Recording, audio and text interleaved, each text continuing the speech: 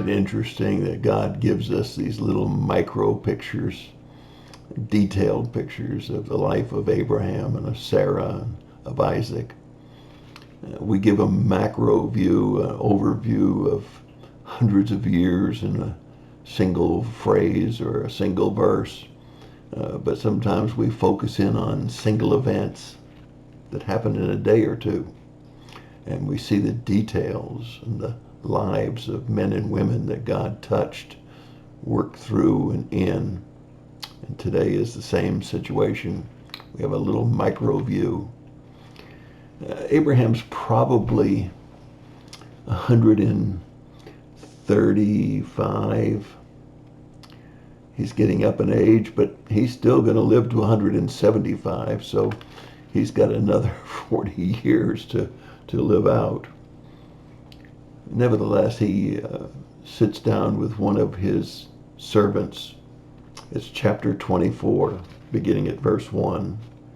And it's really quite an interesting opening because it says, "And God blessed Abraham in everything, in every way." What an incredible opening statement. God blessed Abraham in everything and in every way.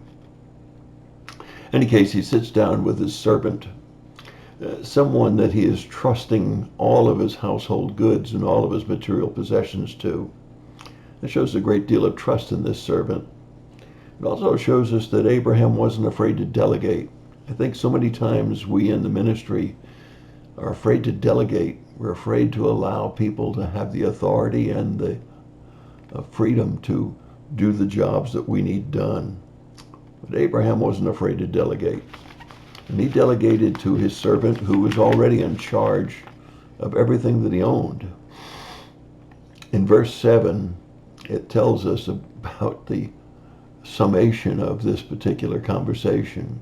Abraham asks his servant to make a covenant or an oath, a commitment that he wouldn't let Isaac marry any Canaanite woman, and that he would go to the land of Abraham, to Abraham's people, and find a wife for Isaac.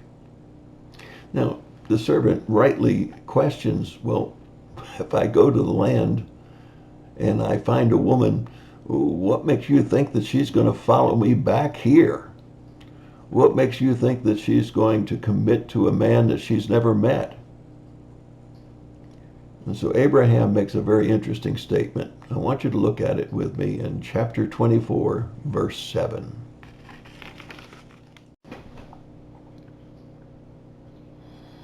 "The Lord, the God of the heaven, who took me from my father's house and from the land of my birth, and who spoke to me and who swore to me, saying, 'To your descendants I will give this land,' he will send his angel before you, and you will take a wife for my son from there." Abraham continues to prove his trust and his faith in the Lord and what the Lord wants done. And he's obedient to everything the Lord has told him. And he trusts the Lord's going to work out the details for this servant. And off goes the servant with 10 camels, a variety of good things. And he goes off to a distant land, to the land of Abraham. And there the servant does something incredibly interesting because it proves that Abraham had had a tremendous influence on this servant. This servant too was a believer, one who had faith and trust in God as well. Because if you look carefully at verses 11 through 15, you'll find the servant prayed fervently and very specifically.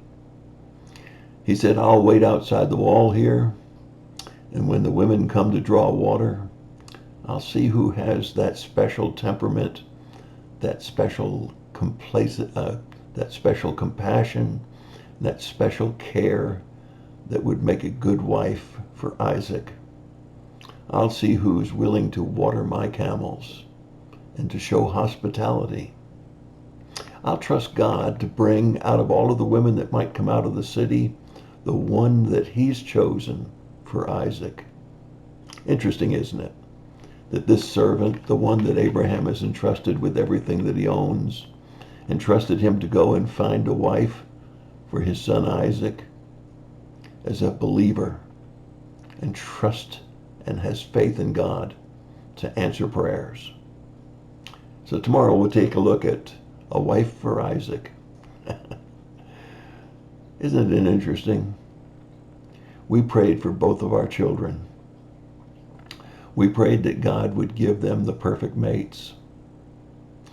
We prayed that God would work out good marriages with spiritual impact in the lives. But we also recognized that not only were we praying for their mates, but we were also praying that God would work in the lives of our children. Now, remember, God has given all of us a free will. In one case, the marriage has worked extremely well, and those parents have continued to have a great blessing by raising their children to love the Lord with all of their hearts.